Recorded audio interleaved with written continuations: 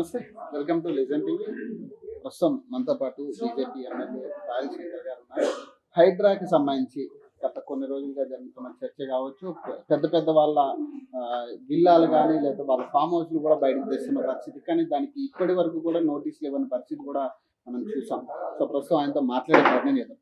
Sir, గతం నుంచి కూడా ప్రభుత్వం కానీ ప్రభుత్వానికి మీరు కూడా చాలా మంది వినతి ఇచ్చడం, ఫామ్ హౌస్లు కానీ చాలా మంది అధికార పార్టీలో ఉన్న నాయకుల ఫామ్ హౌస్లు కూడా మీరు చూపించడం జరిగింది. మరి దాని మీద ఇప్పటి వరకు కూడా ఎక్కడా కూడా యాక్షన్ లేనట్టే పరిస్థితి కనపడుతుంది. మరి ఎట్లా చూస్తారు? మేము మొదటి నుంచి కూడా ప్రభుత్వాన్ని ఒక మాట స్పష్టంగా చెప్తాం. హైడ్రా మంచి ఆలోచనతో వచ్చి చెరువులు కబ్జాకు గురైనటువంటి వాళ్ళ నుండి చెరువులను విముక్తి చేస్తామంటే మొదలుగా భారతీయ జనతా పార్టీ మద్దతు మేము ఇస్తామని చెప్పాను. మంచి పని ప్రభుత్వం చేసేటప్పుడు మనస్ఫూర్తిగా ఒక బాధ్యత గల ప్రతిపక్ష పార్టీగా మద్దతు ఇస్తాం.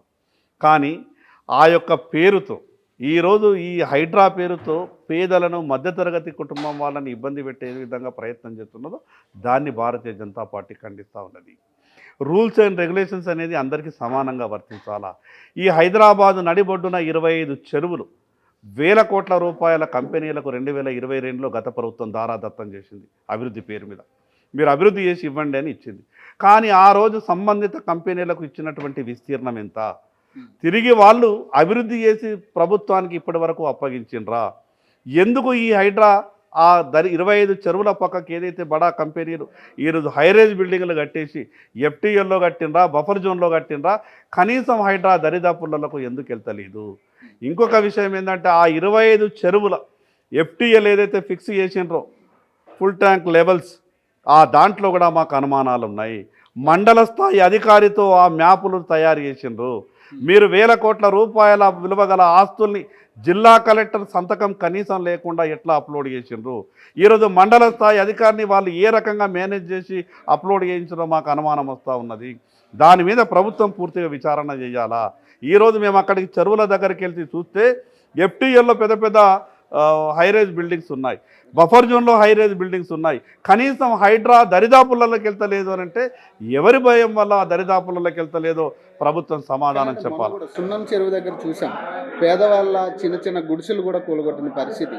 వాళ్ళు మేము ఎట్టి వెళ్ళాలన్న బాధతో వాళ్ళు కూడా రియాక్ట్ అవ్వడం చూసాం. మరి పెద్ద పెద్ద వాళ్ళని టార్గెట్ చేయకుండా చిన్న చిన్న వాళ్ళని టార్గెట్ చేయడం, బస్తీలకు నోటీసులు, టెంపుల్కి కూడా నోటీసులు ఇచ్చిన పరిస్థితి చూసాం. ఇదంతా ఎట్లా చూడాలి? అంటే మేము అదే అంటున్నాం కదా, నిజంగా తప్పు చేసినటువంటి ప్రతి ఒక్కరిని శిక్షించాలన్న గొప్ప ఆలోచనతో మీరు వెళ్ళి ఉంటే ఈరోజు ఎంఐఎంకు సంబంధించిన ఫాతిమా కాలేజ్ పరిస్థితి ఏమైంది? నడి చెరువులో కట్టిండు కదా. నడి చెరువులో కామన్, అసలు చదువుకున్నా చదువుకోలేని వాళ్ళకు కూడా దాని దగ్గరికి వెళ్ళి చూస్తే ఈ ఫాతిమా కాలేజ్ చెరువు మధ్య నిర్మాణం చేసినని ప్రజలు అంటూ ఉంటే కనీసం హైడ్రా వాళ్ళకు నోటీసులు ఎందుకు ఇస్తలేదు? దీంతోనే రాష్ట్ర ప్రజలకు అనుమానం వస్తూ ఉన్నది. ప్రభుత్వం చేసే ఏ పని మీదనైనా సరే ప్రజలకు అనుమానం మొదలైతే ప్రభుత్వం అమలు చేయడం చాలా కష్టమవుతుంది. అందుకే ఈ ప్రభుత్వ బాధ్యత, మేము చిత్తశుద్ధితో పనిచేస్తున్నామని వాళ్ళు నిరూపించుకోవాలంటే ఈ బడాబాబులకు, పెద్ద పెద్ద కంపెనీలకు ఇమీడియట్గా నోటీసులు ఇవ్వాలా, రీసర్వే జరగాల. గతంలో ఉన్నటువంటి చెరువు విస్తీర్ణం ఎంత, ఈరోజు ఉన్నటువంటి చెరువు విస్తీర్ణం ఎంత, 2022లో ఆ సంబంధిత కంపెనీలకు ఏ ఉద్దేశంతో మీరు చెరువులు డెవలప్మెంట్కి అప్పగించే ప్రయత్నం చేసిండ్రు? ఈరోజు వేల కోట్ల రూపాయల చెరువుని మీరు ఏ రకంగా ప్రైవేట్ కంపెనీలకు మీరు అభివృద్ధి పేరు మీద మీరు వాళ్ళకు దారాదత్తం చేసిండ్రు? ఎఫ్టీఎల్లో ఫిక్స్లో కూడా చాలా లోపాలు ఉన్నాయి. జిల్లా అధికారి సంతకం లేకుండా మండల స్థాయి అధికారితోనే ఎఫ్టీఎల్ ఎట్లా ఫిక్స్ చేసిండ్రు? దీని మీద మొత్తం కూడా న్యాయ విచారణ జరగాల.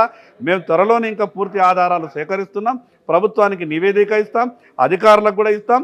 అధికారులు సరైన రీతిలో చర్యలు తీసుకోకుంటే రేపు హైకోర్టుని ఆశ్రయిస్తాం. వినాయక చవితి విషయాల్లో కూడా చెరువులంతా కూడా హైడ్రా అండర్లో ఉన్నాయని చెప్పేసి కొంత చర్చ నడుస్తున్నారు. ఇంకేం చెప్తారు?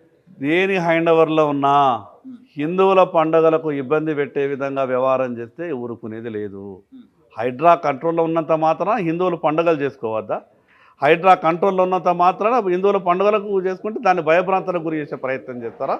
వాళ్ళ పని వాళ్ళు చేసుకుంటారు. ఆ మాత్రం హిందువులను పండుగలు చేసుకొని ఏమంటే దాన్ని ఎవరు చేస్తారు? మీరు ప్రత్యామ్నాయంగా ముందు చర్యలు తీసుకోవాలా, ప్రత్యామ్నాయంగా ఏర్పాట్లు చేయాలి. ముందు మీరు ప్రత్యామ్నాయ ఏర్పాట్లు చేయకుండా పండుగ రోజే మా హైడ్రా ఆధీనంలో ఉన్నది మీరు పండుగ నిర్వహించుకోకద్దంటే అది కరెక్ట్ కాదు. కానీ ఓవైసీ అండర్లో ఉన్న ఏరియాలో కూడా పర్మిషన్లు ఇవ్వలేదు కొంతమందికి, ఇచ్చిన పర్మిషన్లు కూడా లాక్కున్న పరిస్థితి. అక్కడ మళ్ళీ కరెంట్ బిల్స్ కట్టాలి అన్న ఒక నియంత్రణ కూడా తీసుకురావాలి. దీనికి ఏం చెప్తారు? మేము మొదలే ఒక మాట చెప్పినాం.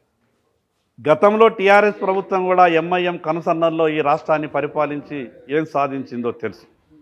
కాంగ్రెస్ ప్రభుత్వం కూడా ఎంఐఎం కనుసన్నలో ఎంఐఎం ఆదేశాలతో ఈ రాష్ట్రాన్ని పరిపాలిస్తే వీళ్ళకు కూడా గతంలో పట్టినటువంటి ప్రభుత్వానికే ఆ గతే వీళ్ళకు కూడా పడుతుంది. సార్ 7 ఎమ్మెల్యేల విషయంలో కూడా ఏదైతే హైకోర్టు తీర్పిచ్చిందో దీని మీద మీ అభిప్రాయం ఏంటి సార్? అంటే ఈ వారంలో వాళ్ళు ఏదో ఒక డెసిజన్ తీసుకోకపోతే లేదా హైకోర్టే చర్యలు తీసుకుంటా అంటున్నారు. తప్పకుండా పార్టీ ఫిరాయింపుల చట్టాన్ని అన్ని రాజకీయ పార్టీలు కలిసి చేసినటువంటి ఫిరాయింపుల చట్టం, దాన్ని తప్పకుండా ఫిరాయింపుల చట్టాన్ని అన్ని రాజకీయ పార్టీలు గౌరవించాల్సిందే.